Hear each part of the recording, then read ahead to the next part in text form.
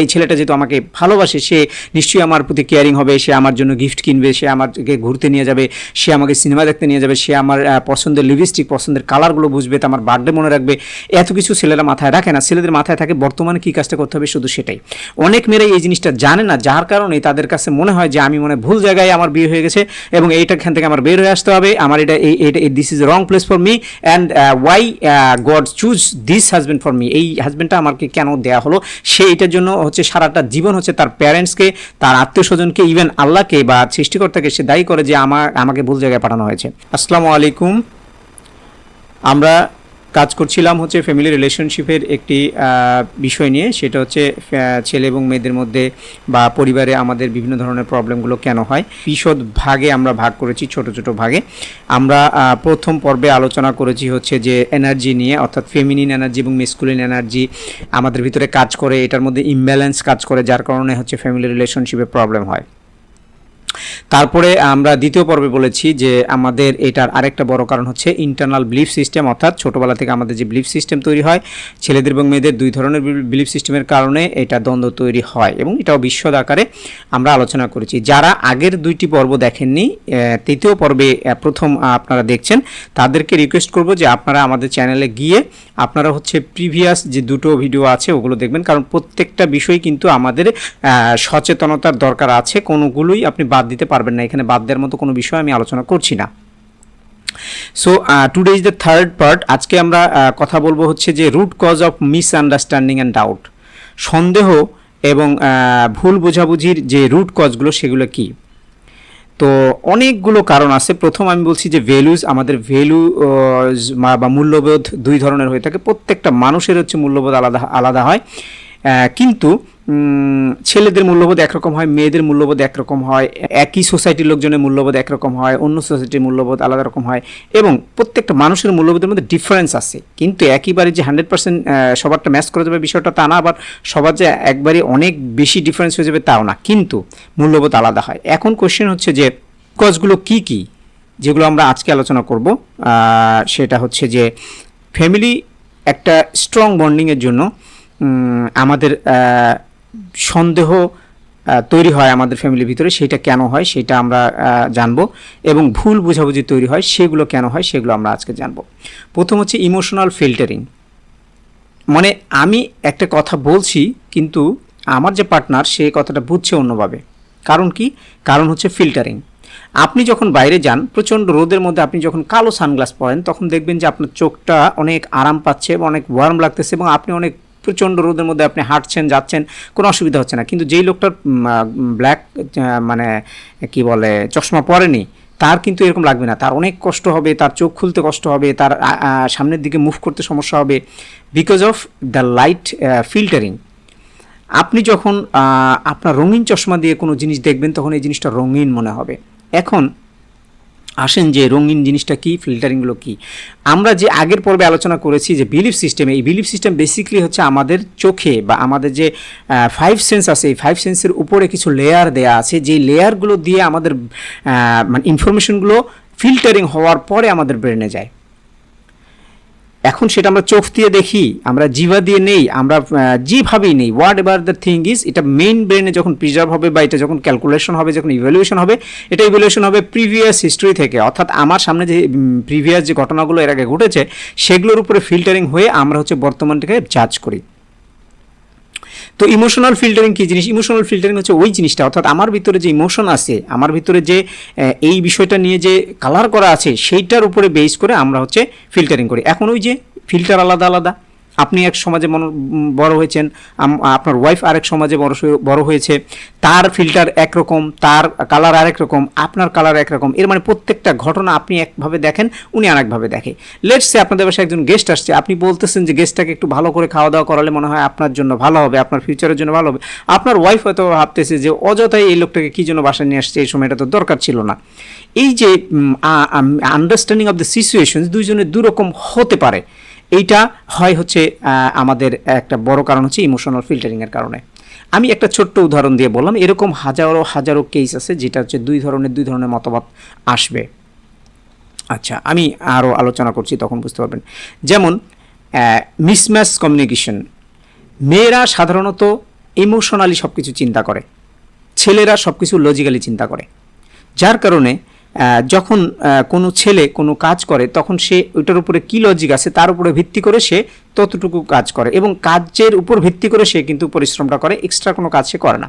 মেয়েরা তা করে না, মেয়েরা অত্যন্ত ইমোশনাল এবং তারা হোললি সব কিছু চিন্তা করে, এবং এইটার আগা পিছা অর্থাৎ 1 বছর পরও কী হবে, 10 বছর পরে কী হবে, এটার ইম্প্যাক্ট কী হতে পারে, সোসাইটিতে ইম্প্যাক্ট কী হবে, এটার ফ্যামিলিতে ইম্প্যাক্ট কী হবে, এটার অনেক কিছু তারা হচ্ছে একসাথে 1 সেকেন্ডের ভিতরে এগুলো চিন্তা করতে পারে, বিকজ তাদের ব্রেনটা ওইভাবেই তৈরি করা আছে যে তাদের নিউরনগুলো একটার সাথে একটা হাইলি কানেক্টেড উইথ, এবং তারা অনেক জিনিস মনে রাখতে পারে। মনে করেন 10 বছর আগে তাকে কে কখন কোথায় কী কালারের জামা পরে কথা বলছে সেটাতে সে মনে রাখে, ছেলেরা এগুলো মনে রাখে না, তাদের ব্রেন এরকম না। তারা হচ্ছে একটা নির্দিষ্ট বিষয়ে, একটা নির্দিষ্ট কাজে, একটা নির্দিষ্ট সময় শুধু মনোযোগ দিতে পারে। This is called small baskets. So ছেলেরা স্মল বাস্কেট নিয়ে কাজ করে। সো ছেলেদের ব্রেন এবং মেয়েদের ব্রেনের নিয়ে আমার একটা ভিডিও আছে, আপনারা দেখতে পারবেন, ওইখানে কিন্তু ডিটেল আলোচনা করা হয়েছে। সো এই যে আমাদের মিসম্যাচ হয় আন্ডারস্ট্যান্ডিংয়ে, এটার একটা মূল কারণ হচ্ছে যে ছেলেরা লজিক্যালি চিন্তা করে ওই মুহূর্তের জন্য, মেয়েরা এই ইমোশনালি চিন্তা করে হোল টাইমের জন্য। সো এটা একটা কারণ। আরেকটা হচ্ছে অ্যাজাম্পশন, অর্থাৎ ধারণার উপর ভিত্তি করে আমরা হচ্ছে অনেক সময় কমিউনিকেশন করি যে এটা করলে মনে হয় এরকম হবে, এটা করলে মনে হয় এরকম হবে। তো ছেলেরা দেখাচ্ছে যে অতীতের অনেক কিছু মনে রাখতে পারে না, যার কারণে তারা অনেক কিছু অ্যাজাম করে অনেক ডিসিশন নিয়ে থাকে। মেয়েরা সাধারণত অ্যাজামশন করে না, তারা ফ্যাক্টের উপরে তাদের যে হিস্ট্রি থাকে সেটার পাস তারা মনে রাখতে পারে, এবং সেটা দেখে তারা হচ্ছে মানে ডিসিশন নেয়, বা ডিসিশন হয়ে গেলে সেটার উপরে তারা কমেন্টস করে। তো এই কারণে দেখা যায় যে ছেলেদের এবং মেয়েদের ডিসিশন আলাদা হয়, এবং এটার কারণে হচ্ছে ডিসিশন আলাদা হওয়ার কারণে অনেক সময় দেখা যাচ্ছে মেয়েরা হয়তো বা সোসাইটিকে বাঁচানোর জন্য, সমাজকে বাঁচানোর জন্য, পরিবারকে বাঁচানোর জন্য, পরিবারের ভালোর জন্য ছেলেদের উপরে কথা বলে, অর্থাৎ উপরে কথা বলে, এবং স্বামী এই জিনিসটাকে খুবই রেসপেক্টফুলি নিতে পারে না, এবং যার কারণে তার মনের ভিতরে একটা কি বলে একটা ডিস্টেন্স তৈরি হয়ে যায়। সে তখন এই মেয়েটাকে অপছন্দ করা শুরু করে, এবং অপোজিট ক্ষেত্রেও সেরকমই হয়। যখন ছেলেটা এটার উপরে কথা বলার চেষ্টা করে তখন মেয়েটা মনে করে যে তাকে ইভ্যালুয়েট করা হচ্ছে না, তার মতামতের মূল্য দেওয়া হচ্ছে না, তার আসলে কোনো মূল্য নেই। সে তখন ফিল করে হচ্ছে সন্দেহ করে, এবং তার এইটাকে সে হচ্ছে মানে মিসলিডিং হয় তার মনের ভিতরে, এবং এইটার কারণে তার এই অ্যাজাম্পশন বেস যে ডিসিশনগুলো এগুলো তাদের ভিতরে ডাউট এবং মিসআন্ডারস্ট্যান্ডিং তৈরি করে। ছেলেরা সিঙ্গেল ফোকাস হয়, অর্থাৎ একটা জিনিসের প্রতি ফোকাস হয়। মেয়েরা হচ্ছে মাল্টিপল ফোকাস হয়, অর্থাৎ একই সাথে মেয়েরা অনেকগুলো বিষয় ফোকাস করতে পারে যেটা ছেলেরা পারে না। যার কারণে ছেলেরা অনেক জিনিস অ্যাজাম্পশনই করতে পারে না, অনেক জিনিস তারা কল্পনাই করতে পারে না, অনেক জিনিস তারা ধরতেই পারে না যেটা মেয়েরা ধরতে পারে। সো এই কারণে দেখা যাচ্ছে যে মানে ছেলেদের এবং মেয়েদের মধ্যে অনেক সময় মানে কথায়, ডিসিশনে, সিদ্ধান্তে পরিবর্তন আসে, এবং এটা নিয়েও দ্বন্দ্ব এবং এটা নিয়েও সন্দেহ তৈরি হয়। এনার্জি ফ্ল্যাকচুয়েশন, মেয়েদেরকে যদি কখনো টাকা পয়সা হাতে দেওয়া হয়, বা মেয়েরা যদি কখনো জব করে, বা মেয়েরা যদি কখনো টাকা পয়সা হ্যান্ডলিং করা শুরু করে, অথবা কোনো কারণে মেয়েদেরকে যদি ফ্যামিলির দায়িত্ব দেওয়া হয়, তো তাদের মধ্যে ম্যাসকুলিন এনার্জি তৈরি হয়। কিভাবে তৈরি হয়? তারা প্রথমে বাজারে যায়, প্রথম 1-2 সপ্তাহ তারা বাজারে হচ্ছে দোকানদার যেই রেট বলে সেই রেটে তারা কিনে নিয়ে চলে আসে, বেশি একটা কথা বলে না, বা মানে মেয়েলি স্বভাব যেরকম তার সেরকম হয়। কিন্তু যখন সে দেখে যে অন্য মহিলারা বা অন্য ছেলেরা বার্গেনিং করতেছে, কথা বলতেছে, শাউটিং করতেছে, তখন তারা এটা শাউটিং করা শিখে, রিক্সাওয়ালার সাথে তারা দরদাম করা শিখে, মাছওয়ালার কাছে দরদাম করা শিখে। তাদের মধ্যে ম্যাসকুলিন এনার্জি, ডোমিনেটিং এনার্জি তৈরি হয়, এবং এইটা তারা ইমপ্লিমেন্ট করা হচ্ছে তাদের বাচ্চাদের ক্ষেত্রে, এইটা তারা ইমপ্লিমেন্ট করা হচ্ছে তাদের ফ্যামিলির ক্ষেত্রে। যার কারণে দেখা যায় যে এই ম্যাসকুলিন এনার্জি যে জায়গায় থাকার কথা ছিল না সেখানে ম্যাসকুলিন এনার্জি গ্রো করে।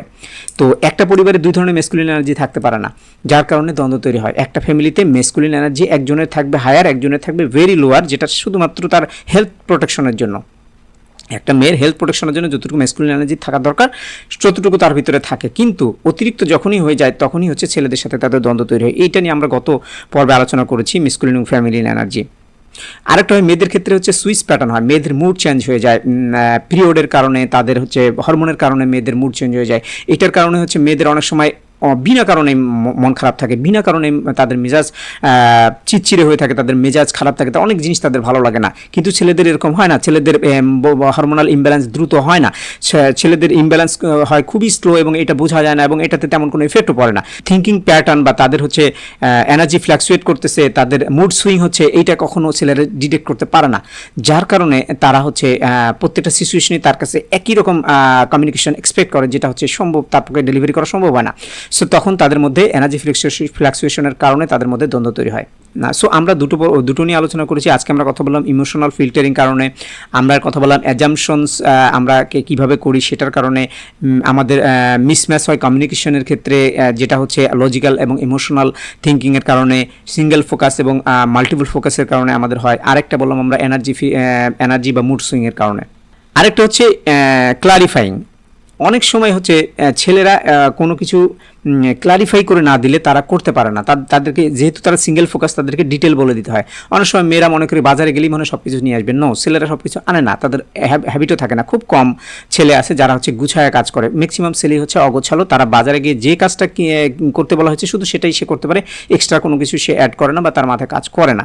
এটা শুধু বাজার করার ক্ষেত্রে তা না, অনেক ক্ষেত্রেই তারা অনেক কিছু মাল্টিপলি চিন্তা করতে পারে না, যেটা মেয়েরা পারে। সো এইখানে যেটা হয় সেটা হচ্ছে যে ক্লারিফিকেশন করে দিতে হয় মেয়েদেরকে, যে আমাকে এইভাবে বোঝাতে হয়। মেয়েরা সাধারণত এক্সপেকটেশন করে, আশা করে, তারা ধরে নেয় এই ছেলেটা যেহেতু আমাকে ভালোবাসে সে নিশ্চয়ই আমার প্রতি কেয়ারিং হবে, সে আমার জন্য গিফট কিনবে, সে আমাকে ঘুরতে নিয়ে যাবে, সে আমাকে সিনেমা দেখতে নিয়ে যাবে, সে আমার পছন্দের লিপস্টিক, পছন্দের কালারগুলো বুঝবে, আমার বার্থডে মনে রাখবে।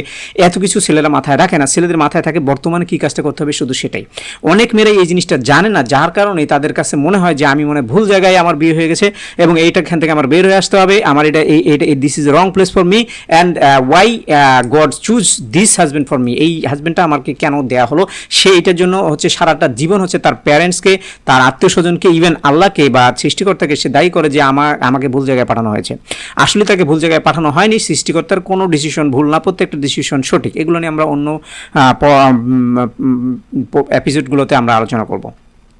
সো একটা হলো যে clarification, importance of clarification, detail বলতে হবে ছেলেদেরকে, যেটা মেয়েদেরকে বলতে হয় না। আচ্ছা, সাইলেন্ট এক্সপেকটেশন ট্র্যাপ। আমি অলরেডি বলে ফেলছি যে মেয়েদের ভিতরে একটা এক্সপেকটেশন থাকে যে এইটা হয়তো বা সে করবে, এইটা হয়তো বা সে আমার জন্য করবে, আমার জন্য একটা ভালো কালারের জামা কিনবে, আমাকে একটা ঘুরতে নিয়ে যাবে, আমাকে একটা পকেট মানি দেবে, আমাকে এই করবে সেই করবে, অনেক কিছু তার এক্সপেকটেশন থাকে, যেটা অনেকগুলো ছেলেটা করতে পারে না। ছেলেদেরও অনেক ধরনের এক্সপেকটেশন থাকে যে তার ওয়াইফ তাকে স্যালুট করবে, তার ওয়াইফ তাকে সুন্দর করে রেসপেক্ট করবে, তার ওয়াইফ তাকে গুরুর মতো মানবে, তার ওয়াইফ তাকে মাথায় করে রাখবে। কিন্তু এগুলো হয় না। রিয়েল লাইফ হচ্ছে দেখা যাচ্ছে যে মেয়েরা অনেক ডোমিনেটিং স্বভাবের হয়ে থাকে, অনেক সময় প্র্যাকটিক্যাল কারণে হয়ে থাকে। আমি এটাকে খারাপ বলছি না, বাট আমাদের সোসাইটির কারণে হয়ে থাকে এবং এইটাকে হচ্ছে ছেলেরা নিতে পারে না। কারণ ছেলেরা as a king, as a masculine, তারা সবসময় চায় যে আমাকে লোকজন রেসপেক্ট করুক এবং সেই লেভেলে রেসপেক্ট করুক যেই লেভেলের রেসপেক্ট আমাকে কেউ করে না, এবং সেটা খুব কাছের মানুষটার কাছ থেকে তারা এটা আশা করে। এবং একটা মেয়ে যদি তার হাজব্যান্ডকে কি বলে এটাকে পাম্পিং করে, অর্থাৎ বলে you are beautiful, you are energetic, you are fine, এই লোকটার জীবনে অনেক দূর যেতে পারে। কিন্তু এই জিনিসটা কিন্তু ছেলেটা কোনোদিনও তার ওয়াইফকে কোনোদিন বলেনি, কোনোদিন বলবেও না।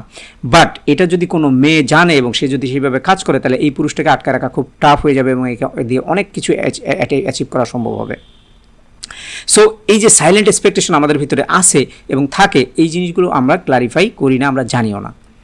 লাস্ট ওয়ান ইজ যখন আমাদের ইন্টারনাল ইনসিকিউরিটি, অর্থাৎ মেয়েদের মধ্যে একটা জিনিস কাজ করে, যখনই দেখে যে ছেলে তার সারাদিন বাইরে থাকতেছে, কী করতেছে না করতেছে সে কিছুই জানে না, স্যালারি কত পায় তাও জানে না, বাবা মার সাথে কখন কথা বলে তাও জানে না, সে সবসময় একটা ইনসিকিউরিটি ফিল করে। এবং ছেলেরা কিন্তু যখন কোথাও জব করে, তারা তাদের ওই জব টিকায় রাখার জন্য, বসকে ম্যানেজ করার জন্য তাদেরকে অনেক কিছু বাইরে করতে হয়, অনেক কাজ করতে হয় এবং অনেক সময় তাদেরকে এগুলো নিয়ে অনেক টেনশনে থাকতে হয়। মেয়েরা সে জিজ্ঞেস করে যে তুমি কী নিয়ে চিন্তা করো, সে জানেও না সে কী নিয়ে চিন্তা করতেছে। হয়তো বা সে অফিসের কোনো একটা ফাইল নিয়ে চিন্তা করতেছে, অফিসের কোনো একটা প্রেজেন্টেশন নিয়ে চিন্তা করতেছে, অফিসের কোনো একটা ডিল নিয়ে চিন্তা করতেছে, কিন্তু মেয়েটা মনে করে যে এ মনে অন্য কোনো মেয়ের প্রেমে পড়েছে, অন্য কোনো মেয়ের গল্প করতেছে বা অন্য কোনো জিনিস তার মাথার মধ্যে ঢুকতেছে, হয়তো বা সে তার মা বাবাকে নিয়ে চিন্তা করতেছে বা সামথিং লাইক দ্যাট। এই যে তার ভিতরে যে ডাউট তৈরি হয়, এটা তৈরি হয়, এইটার থেকে তার ভিতরে ইনসিকিউরিটি তৈরি হয়। এই ইনসিকিউরিটির কারণে সে ধীরে ধীরে নিজের মধ্যে রোগ বাঁধিয়ে ফেলে, তার শরীরের মধ্যে রোগ তৈরি হয়, তার মধ্যে ক্ষোভ তৈরি হয় এবং এগুলোর কারণে তার হচ্ছে ফিজিক্যাল ফিটনেস হারায় ফেলে, তার সেক্সুয়াল যে এটাকে বলে রেসপন্স থাকার কথা এইটা হারিয়ে ফেলে। এবং এইটার কারণে হচ্ছে ছেলে যখন দেখে তার মধ্যে সেক্সুয়াল যে রেসপন্স এটা কমে যাচ্ছে এবং তার ভালোবাসা কমে যাচ্ছে, তার কেয়ারিং কমে যাচ্ছে, তখন তাদের মধ্যে ডিস্টেন্স তৈরি হয় এবং তারা দুইজন দুদিকে লোক খোঁজার চেষ্টা করে, দুইজন দুই জায়গায় আনন্দ পাওয়ার চেষ্টা করে, অন্য জায়গাগুলোতে সময় দেওয়ার চেষ্টা করে। This are the major things, যেগুলো একটা সিম্পল বিষয়, যে ইনসিকিউরিটি ফিল করা, এইটা কারণেও হচ্ছে সংসারের মধ্যে সংসার ভেঙে যেতে পারে বা সংসারের মধ্যে অনেক বড় একটা ডিস্টেন্স তৈরি হয়ে যেতে পারে। সো আজকে আমরা আলোচনা করলাম যে এপিসোড 3, যেখানে আমরা আলোচনা করলাম হচ্ছে যে মিসআন্ডারস্ট্যান্ডিং এবং সন্দেহর যে মেজর কারণগুলো কী এবং সেগুলো থেকে আসলে বের হয়ে আসা উচিত এবং কীভাবে বের হয়ে আসা যায়। যদি ভিডিওটি আপনাদের ভালো লাগে অবশ্যই আপনারা ভিডিওটি শেয়ার করবেন এবং যারা আমাদের চ্যানেলটিকে এখনও লাইক বা সাবস্ক্রাইব করেনি তারা অবশ্যই সাবস্ক্রাইব করবেন। ফিউচারে আপনাদের আরও ভালো ভালো কিছু বিষয় নিয়ে আমরা আলোচনা করব এই টপিকটা শেষ হওয়ার পরে। তো আজকে এ পর্যন্তই। নেক্সট এপিসোড দেখার জন্য আপনাদেরকে আমন্ত্রণ জানালাম। হ্যাঁ, আরেকটা বিষয়, আগের দুটো এপিসোড যারা দেখেননি তারা অবশ্যই আগের এপিসোড দুটো দেখে নেবেন, কারণ ওগুলো এই সেম টপিকের উপরেই আলোচনা করা হয়েছে এবং ওগুলো very important. Thank you very much. আসসালামু আলাইকুম।